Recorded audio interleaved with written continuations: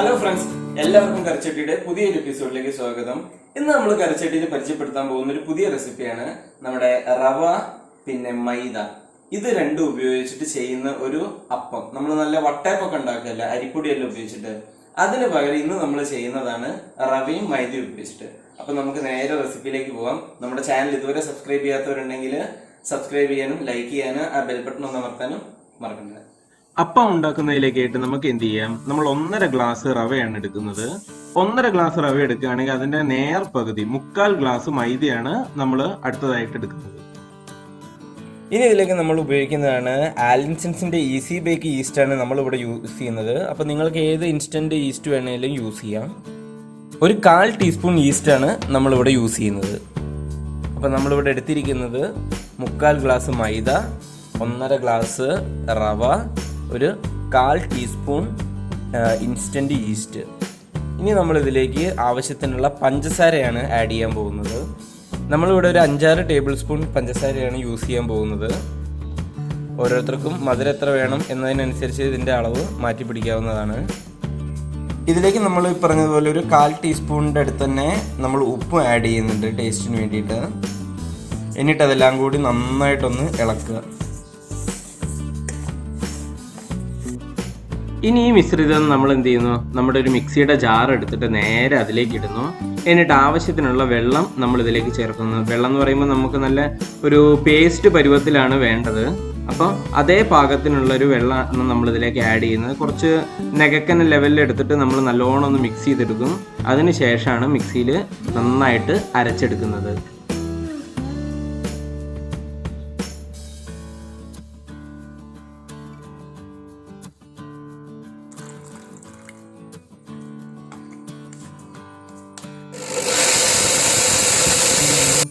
ഇപ്പം നമ്മൾ നല്ല പേസ്റ്റ് പരുവത്തിൽ അടിച്ചെടുത്തിട്ടുണ്ട്. ഇപ്പം നമ്മളൊരു അപ്പം ചുടാൻ വേണ്ടിയിട്ട് എങ്ങനെയാണോ നമ്മളൊരു മാവ് കുഴച്ചെടുക്കുന്നത് അതേ കൺസിസ്റ്റൻസിയിൽ നമുക്ക് വരണം. റവയും മൈദയാണ് ഉപയോഗിക്കുന്നതെങ്കിൽ കൂടി.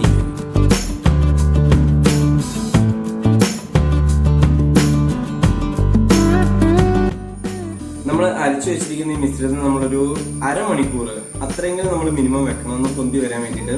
അതിന് ഒരുപാടൊന്നും പൊന്തി വരത്തുണ്ടാവില്ല, കുറച്ചൊന്ന് കുളിച്ച് വരണം. നമ്മൾ ഈസ്റ്റൊക്കെ ഇട്ടതാണല്ലോ. അതിനുശേഷം മാത്രം നമ്മൾ നമ്മുടെ അപ്പച്ചമ്പിലിട്ടിട്ട് ചുട്ടെടുക്കുകയാണ് ചെയ്യുന്നത്.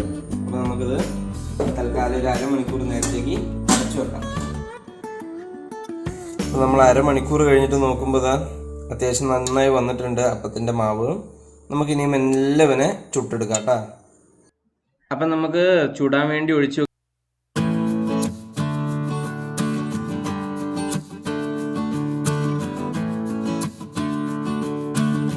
നമുക്കിതിലേക്ക് 2 ഏലക്കായ ചതച്ചെടുക്കാവുന്നതാണ്.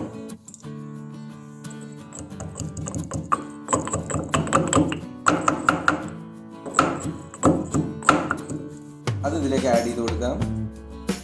ഇത് നമ്മുടെ ജസ്റ്റ് ഫ്ലേവറിന് വേണ്ടിയിട്ട് മാത്രമാണ് കേട്ടോ.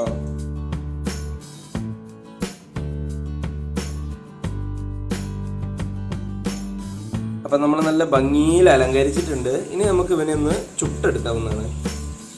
ഇപ്പം നമ്മൾ അപ്പച്ചമ്പിൽ അപ്പം വെച്ചിട്ട് ഇനി വേവിച്ചെടുക്കാൻ പോവുകയാണ്. ഏകദേശം ഒരു 20 മിനിറ്റ് വേണം. നമ്മൾ നോർമലി അപ്പം വേവിക്കുന്ന പോലെ വേണം വേവിച്ചെടുക്കാൻ.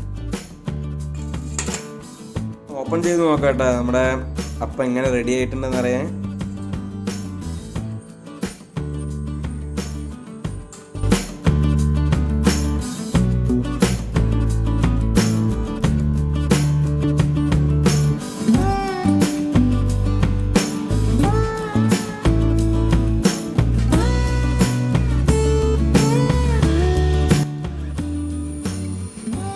നല്ല ചൂടുണ്ട് കേട്ടോ, അതാണ് ഞാൻ പ്ലേറ്റ് കയ്യിലെടുക്കാത്തത്.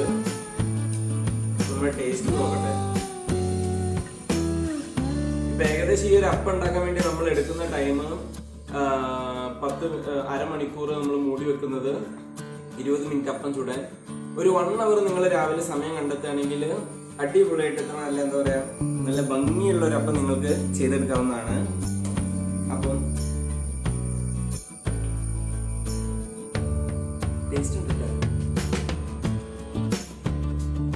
നമ്മുടെ അരിപ്പൊടി കൊണ്ടുള്ള വട്ടയപ്പത്തിന്റെ ടേസ്റ്റ് അല്ല ഇത്, പക്ഷെ വേറൊരു ടേസ്റ്റ്.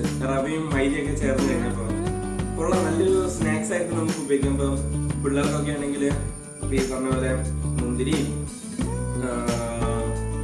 ഏത്തക്കായും എല്ലാം വരുന്നതാണല്ലോ. നല്ല ഹെൽത്തി ആയിട്ടുള്ളൊരു ഫുഡാണ്.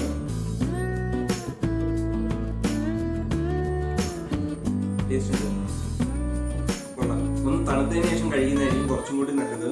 നമുക്ക് വെട്ടിയെടുക്കാനൊക്കെ നല്ല ചൂടോട് കൂടിയിരിക്കുകയാണ്. ഏതായാലും നല്ലൊരു അപ്പം ഉണ്ടാക്കി എന്നുള്ള സംതൃപ്തി ഞങ്ങൾക്കുണ്ട്. അപ്പം എല്ലാവരും ഇത് വീട്ടിൽ ട്രൈ ചെയ്ത് നോക്കുക. നിങ്ങളുടെ അഭിപ്രായങ്ങൾ രേഖപ്പെടുത്തണം. അതേപോലെ ഈ വീഡിയോ ഇഷ്ടമായി കഴിഞ്ഞാൽ നിങ്ങൾ ലൈക്ക് ചെയ്യാനും ഷെയർ ചെയ്യാനും ഒന്നും മറക്കണ്ട. അപ്പം നല്ലൊരു റെസിപ്പി ആയിട്ട് ഇനിയും കറിച്ചട്ടിയിൽ ഞങ്ങൾ വരുന്നതായിരിക്കും. So till then bye bye.